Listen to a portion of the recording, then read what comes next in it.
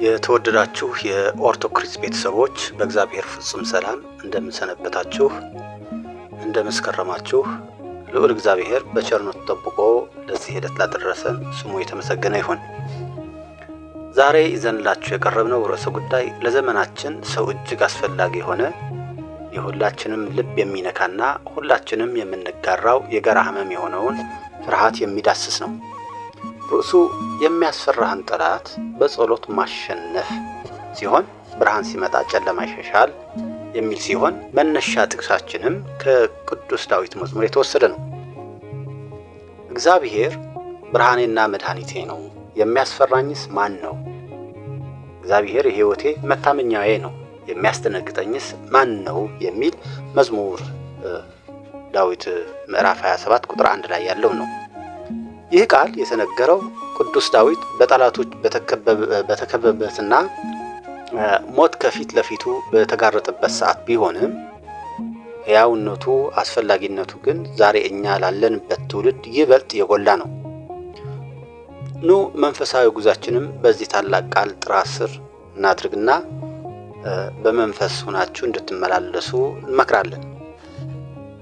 ፍርሃት በዘመናችን ሰው እይታ ምንድነው ብለን ለምሳሌ እንመልከት። የተወደዳችሁ ወገኖች በህይወት ጉዟችን ውስጥ ሁላችንም የሚያስፈራን ነገር ይገጥመናል። አንዳንዶቻችን የሚያስፈራን የሚታይ ጠላት ሰው ሊሆን ይችላል። ሌሎቻችን ደግሞ የሚያስፈራን የማይታይ ጠላት ለምሳሌ በሽታ፣ ድህነት፣ የወደፊት ዕጣ ፈንታ፣ ብቸኝነት፣ ህልሜ ምኞቴ ዓላማዬ ላይሳካ ይችላል የሚለውን ነገር ሊሆን ይችላል። የተለያየ አይነት ፍርሃት አለ። ሁሉም ፍርሃት ሰው በተለያየ መንገድ የሚያስፈራው ነገር አለው። ዛሬ በዓለማችን ላይ ብዙ ሰዎች በፍርሃት እስር ቤት ውስጥ ይኖራሉ። ጠዋት ሲነቁ ዛሬ ምን ይፈጠር ይሆን ብለው ይሰጋሉ፣ ይጨነቃሉ። ማታም ሲተኙ ነገ ምን ይመጣ ይሆን ብለው ይጨነቃሉ። ዜና ሲሰሙ ይደነግጣሉ። የኪስ ቦርሳቸውን ሲያዩ ይሰጋሉ። የጤና ምርመራ ውጤታቸውን ሲጠብቁ ይንቀጠቀጣሉ። ፍርሃት የሰው ልጅ ሰላም የሚነጥቅ፣ አቅም የሚያሳጣ እንዲሁም ተስፋ የሚያስቆርጥ ከባድ መንፈሳዊና ስነ ልቦናዊ በሽታ ነው። ቅዱስ ዳዊት ይህንን መዝሙር ሲጽፍ በጠላቶቹ ተከቦ ነበር። ጠላቶቹ ከበውት ነበር ይህንን ነገር ሲጽፍ የነበረው። ነገር ግን አጀማመሩ ስለ ጠላቶቹ ጥንካሬ፣ ስለ ጦሩ ብዛት ወይም ስለ ሁኔታው አስፈሪነት በማውራት አልነበረም። ይልቁንም አጀማመሩ ስለ እግዚአብሔር ማንነት በማወጅ ነበር። እግዚአብሔር ብርሃኔ ነው አለ። ይህ አዋጅ የድል የመጀመሪያው ነው። ዛሬ የምንማረው ይህንን የሚያስፈራ ጠላት በጸሎት እንዴት እንደምናንበረክከውና እንዴት እስከ ፍርሃት ጨለማ ወደ እምነት ብርሃን እንደምንሸጋገር ነው። እስቲ ይህን ጉዳይ በሶስት አበይት ክፍሎች ማለትም በስነ ልቦናዊ እይታ፣ በታሪክ እይታና በመጽሐፍ ቅዱሳዊ አስተምሮ በጥልቀት እንመርምረው።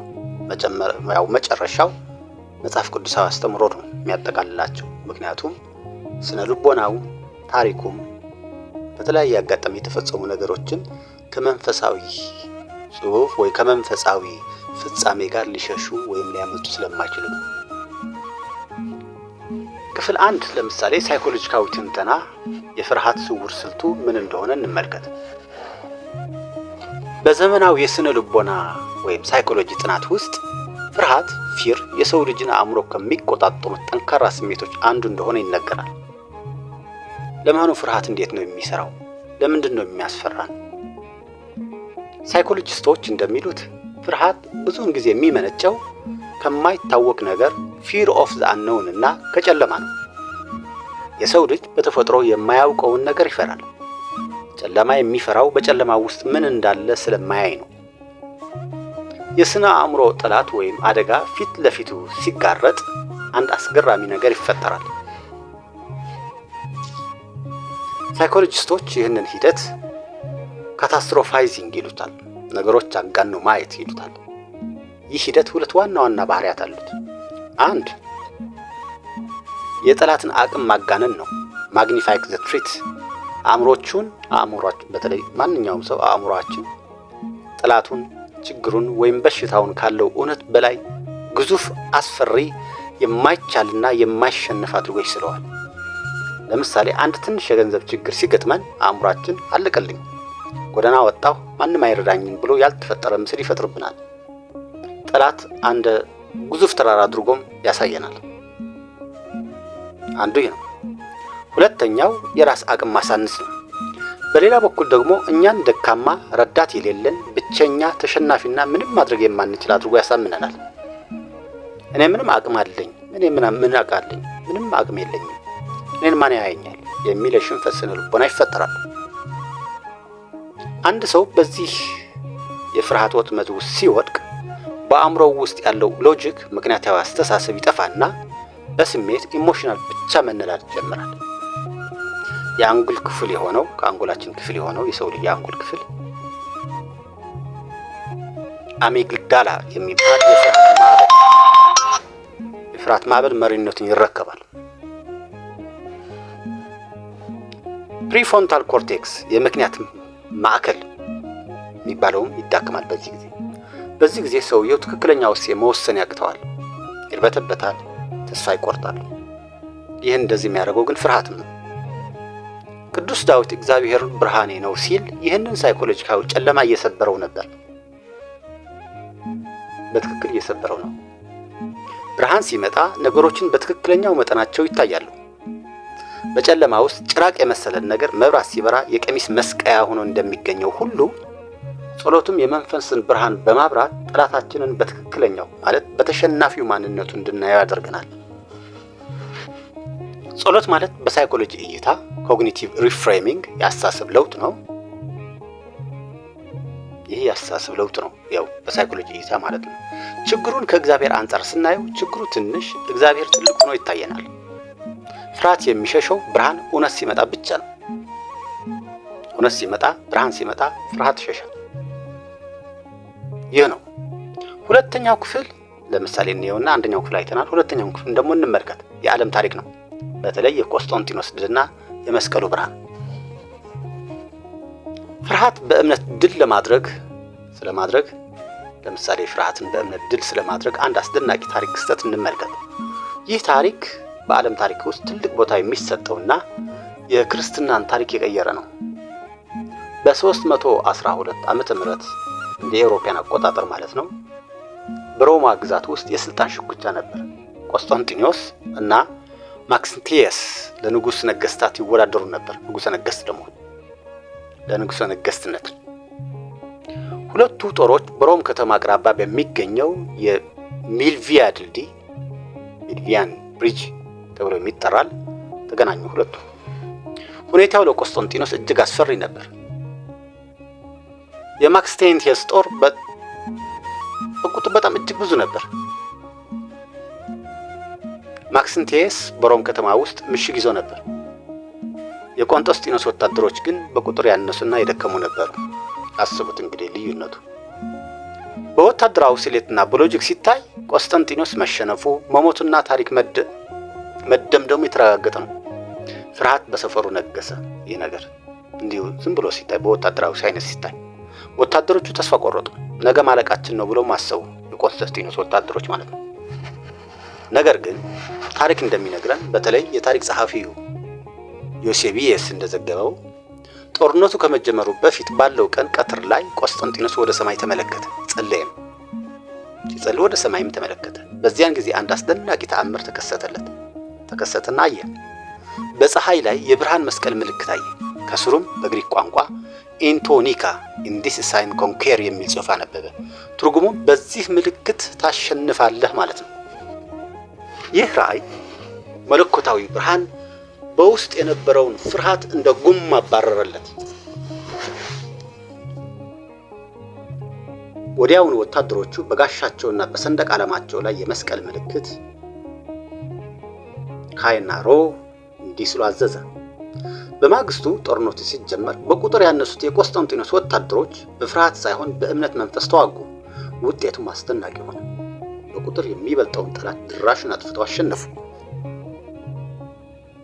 ማክሲንቲየስ የቲቤር ወንዝ ሰጠመ። ይህ ታሪክ የሚያሳየን አንድ ትልቅ እውነት አለ። የሚያስፈራው ጠላት የሚሸነፈው በጉልበት ብዛት፣ በጦር መሳሪያ አይነት ወይም በሰው ብዛት ሳይሆን ከላይ በሚመጣ የብርሃን ኃይል ነው። ቆስጠንጢኖስ ሲያሸነፉ መቼ ነው? ሰይፉን ከመምዘዙ በፊት በልቡ የነበረውን ፍርሃት በእምነት ሲቀይር ነው። ሜዳ ላይ ከመዋጋቱ በፊት አእምሮው ውስጥ የነበረው የማይቻል መንፈስ ሲያሸንፍ ነው ያን ያሸነፈው። ብርሃኑን ሲያይ ጨለማውን፣ ፍርሃቱን ጠፋ። ዛሬም ለእኛ መልእክቱ ይሄ ነው። በዚህ ምልክት ማለትም በእምነት ታሸንፋለህ።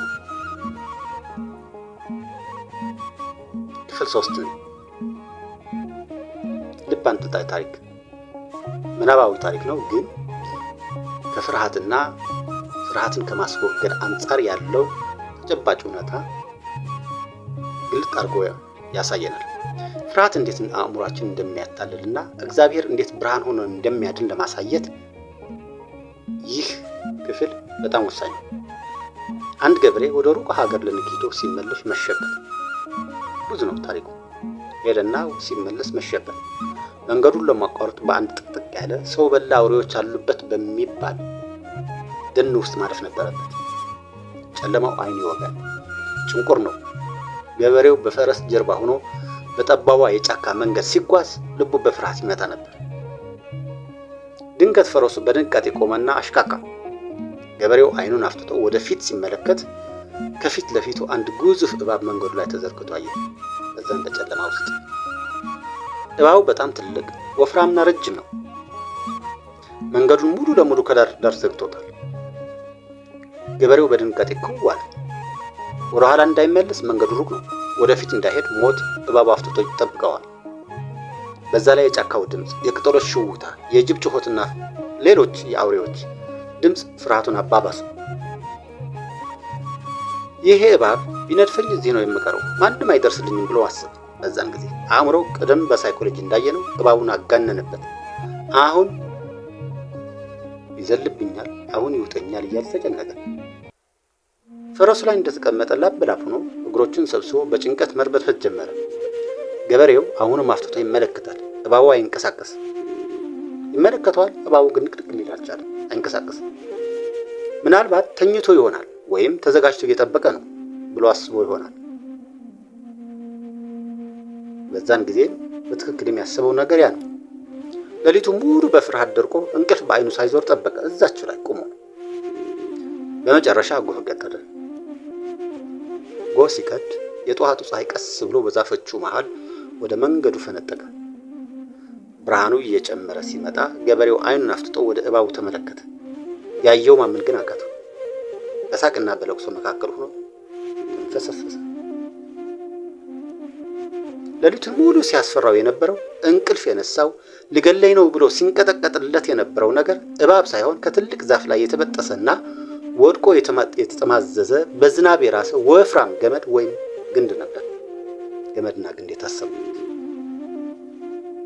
ገመዱ በእባብ ቅርጽ ተጠምዝዞ ስለወደቀ፣ ጨለማው ደግሞ ስለጋረደው የገበሬው ፍርሃት ገመዱን እባብ አስመስሎ አሳየው።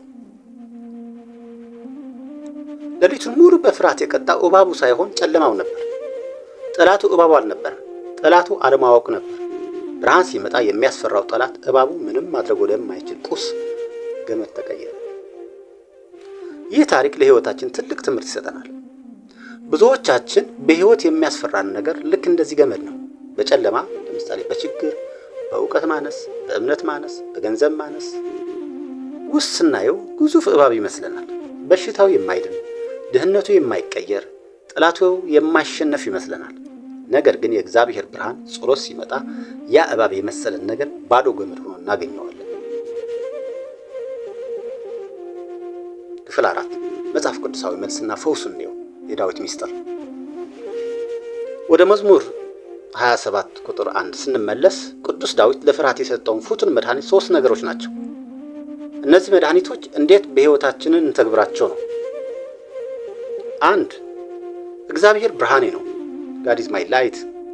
ቅድም በታሪኩ እንዳየነው ጨለማ ገመዱን እባብ ያስመስለዋል። ጨለማ ችግሩን ያጋንናል። እግዚአብሔር ብርሃን ሲሆንልን ግን ሰይጣን ያጋነነው ችግር አቅም እንደሌለውና ሐሰት እንደሆነ ያሳየናል። ጸሎት ማለት እግዚአብሔር መለመን ብቻ ሳይሆን እግዚአብሔርን ችግሩን በሚያይበት አይን ማየት ማብራት ማለት ነው። እግዚአብሔር ችግርን ሲያየው እንደ አንተ አይጨነቅም፣ ምክንያቱም መፍትሄው ያውቀዋል። ጠላት ሲያስፈራ ጌታዊ ብርሃን ሁነኝ በል። ብርሃን ሲመጣ የጠላት ማስፈራራት ውሸት መሆኑ ይገለጣል። ጠላትህ ከአንተ ጋር ያለውን ኃይል እግዚአብሔር ሲያይ ይሸሻል። 2 እግዚአብሔር መድኃኒት ነው በል። God is my salvation። እግዚአብሔር መድኃኒቴ ነው። መድኃኒት ማለት ከአደጋ የሚያወጣ፣ ከበሽታ የሚፈውስ፣ ከሞት የሚያድን ማለት ነው። ዳዊት እግዚአብሔር ይረዳኛል አላለም፣ ራሱ መድኃኒቴ ነው አለ።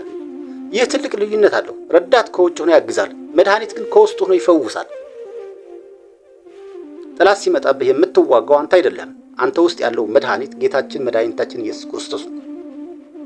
መድኃኒት እርሱ ከሆነ፣ የሚያድን እርሱ ከሆነ አንተ ለምን ትፈራለህ? ድርሻህ መድኃኒቱን ማመን ብቻ ነው። 3 እግዚአብሔር የሕይወቴ መታመኛዬ ነው ይላል። the strength of my life ይላል። እንግሊዘኛው ትንሽ ከእንግሊዘኛው ቨርዥን ስለወሰድኩኝ ነው። መታመኛ ስትሮንግ ሆልድ ማለት ማንም ሊደፍረው የማይችል ከፍ ያለ ምሽግ ማለት ነው። በጥንት ጊዜ ነገስታት ጠላት ሲመጣባቸው ወደ ተራራ ምሽግ ይወጡ ነበር። ምሽጉ ከፍ ያለ ስለሆነ ጠላት ሊደርስባቸው አይችልም። በጸሎት ወደ እግዚአብሔር ስንገባ ወደማይደፈር ምሽግ ውስጥ እንገባለን። እግዚአብሔር መታመኛችን ሲሆን ችግሮቻችን ከኛ በታች ይሆናሉ። እኛ በእግዚአብሔር ክንድ ውስጥ ሆነን ጠላትን ከላይ ወደ ታች እንመለከተዋለን። ፈውሱ ምንድነው? የሚያስፈራህ ጠላት የምታሸንፈው ስለ ጠላትህ በማውራት ስለ ችግርህ በመጠንጠን ወይም በመጨነቅ ሳይሆን እይታህን በመቀየር ነው። ዳዊት በዚህ ምዕራፍ ቁጥር 4 ላይ አንድ አስገራሚ ነገር ይላል። እግዚአብሔር አንዲት ነገር ለመነው። ምን ለመነ? የጠላቶችን ሞት አይደለም፣ ሀብት አይደለም፣ ስልጣን አይደለም። በሕይወት ዘመኔ ሁሉ በእግዚአብሔር በትኖር ዘንድ ደስ የሚያሰኘውንም አይ ዘንድ መቅደሱንም እመለከት ዘንድ። ፈውሱ ይህ ነው። ጠላት ላይ አታፍጥጥ፣ በእግዚአብሔር ክንድ ተመካ። የጠላትን ድምፅ አትስማ፣ የእግዚአብሔርን ዝማሬ ስማ። ችግርን አትቁጠር፣ የእግዚአብሔር ቸርነት ቁጠር። ትልቅ ጦርነት የሚደረገው ሜዳ ላይ ሳይሆን አእምሮ ውስጥ ነው። በጸሎት አእምሮትን በእግዚአብሔር ብርሃን ስትሞላው በውጭ ያለ ጠላት ይወድቃል። ልክ እንደ ቆስጠንጢኖስ ሰይፍ ሳትመዝ በልብህ ታሸንፋለህ። ክፍል 5 ተግባራዊ መፍትሄ። እንዴት እንጸልይ? ዛሬ እንደዛ ገመድ እባብ መስሎ የሚያስፈራችሁ ነገር ምንድን ነው? በብቸኝነት፣ በህመም፣ በከሰረ ንግድ፣ በፖለቲካ ቀውስ ወይም በተበላሸ ግንኙነት ውስጥ ሆናችሁ አለቀልኝ ያላችሁ ነው። ሌላም ሊሆን ይችላል። ሳይኮሎጂው ፍርሃት አእምሮ የፈጠረው ቅዠት ነው ይላል። ታሪክ እምነት የማይቻለው ያሸንፋል ይላል። ቃሉ ግን እግዚአብሔር ብርሃኔ ነው የሚያስፈራኝ ማን ነው ይላል። ዛሬ በጸሎት ብርሃኑን አብሩ። ጨለማው ሲገፈፍ ያስፈራችሁ የነበረው ጉዳይ በእግዚአብሔር ፊት ኢምንት ሆኖ ታገኙታላችሁ። ተግባራዊ እርምጃዎቹ 1 ፍርሃትን አምኖ መቀበል ግን አለመገዛት። ፈራሁ ማለት ኃጢአት አይደለም፣ ነገር ግን በፍርሃቱ ተሸንፎ መቅረት ስህተት ነው። ፍርሃታችሁን ወደ እግዚአብሔር ውሰዱት። 2 ቃሉን ማወጅ። ጠዋት ስትነሱ እግዚአብሔር ብርሃኔ ነው ብላችሁ አውጁ። ለችግራችሁ ሳይሆን ስለ እግዚአብሔር ለችግራችሁ ንገሩት። አንተ ችግር ስማ፣ እግዚአብሔር ብርሃኔ ነው በሉት። ችግሬን ስማ በሉት፣ እግዚአብሔር ብርሃኔ ነው በሉት። 3 ምስጋና። ጠላት እያለ ማመስገን ጠላት ያሳብዳል። ምስጋና ማለት አንተ ብታስፈራኝም እኔ ግን ጠባቂ ያለኝ ብሎ በጠላት ፊት መሳቅ ነው። 4 ብርሃኑን ማብራት ነው። ንስሐና ቁርባን። ንስሐ ስንገባ የኃጢአት ጨለማ ይገፈፋል። ቁርባን ስንቀበል ጌታችን መድኃኒታችን ኢየሱስ ክርስቶስ በውስጣችን ያድራል። ክርስቶስ ካደረብን ደግሞ የሚያስፈራንን ማንም የለም። ስለዚህ የተወደዳችሁ የኦርቶዶክስ ተዋሕዶ ልጆች ይህንን ጥሪ ልብ በሉ። እግዚአብሔር የሰጠንን መንፈስ የኃይል የፍቅርና ራስን የመግዛት መንፈስ እንጂ የፍርሃት መንፈስ አይደለም። 2 ጢሞቴዎስ ምዕራፍ 1 ቁጥር 7 ላይ አለ። ዛሬ የፍርሃትን ካባ አውልቃችሁ ጣሉ። የጨለማውን ዛቻ አትስሙ። ብርሃናችሁ መጥቷልና ተነሱና አብሩ። ሁሉንም በፍቅር ተቀብላችሁ በጌታ ታምናችሁ በጾም እየተጋችሁ በጸሎታችሁ መሃል እንዲህ ብትሉ ሁሉም ነገር የተስተካከለና መልካም ይሆንላችኋል። ብርሃንና መድኃኒት የሆነው ጌታ ሆይ በዙሪያዬ ካለው ያስፈራኝ ጨለማ ይልቅ በውስጥ ያለው ያንተ ብርሃን ይበልጣልና አመሰግንሃለሁ። አቤቱ የሕይወቴን ጨለማ ግፈፍልኝ፣ እንደ እባብ ተጠምጥሞ የሚያስፈራን የሕይወት ችግር በብርሃን ኃይል ምንም እንደሌለ አድርገህ አሳየኝ። የሚያስፈራኝን ጠላት በስምህ ሥልጣንና በቃልህ ብርሃን አሸንፈው ዘንድ አንተ ከኔ ጋር ሁን። አንተ መታመኛዬ፣ አንተ መጠጊያዬ፣ አንተ ጋሻዬ ነህ። አንተ ከኔ ጋር ስትሆን የሚያስደነግጠኝ የለምና። ዛሬ ፍርሃቴን በአንተ እግር ስር ጣልኩ፣ ድፍረቴንና ሰላምን ከአንተ ተቀበልኩ። አግዘኝ በጸሎታችሁ መሃል። አስጀምሮ ላስጨረሰን ለልዑል እግዚአብሔር ምስጋና ይሁን። ወስብሐት ለእግዚአብሔር ወለወላዲቱ ድንግል ወለመስቀሉ ክቡር